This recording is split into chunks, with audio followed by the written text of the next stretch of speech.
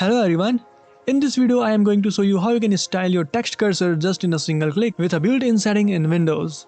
And believe me, this will look so amazing. So without any further ado, let's get started.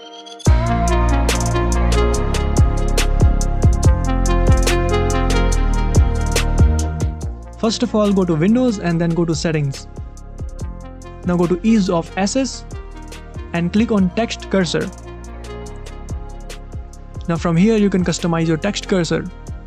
You can change size and colors, even you can apply custom colors. So turn this on. For increasing the size, just drag the slider to right. For changing color, click on any of the colors here. And for custom colors, click here and select any color and click on done. Do not change this setting. If you, it will look awkward while typing. Leave it as it is and now you are done.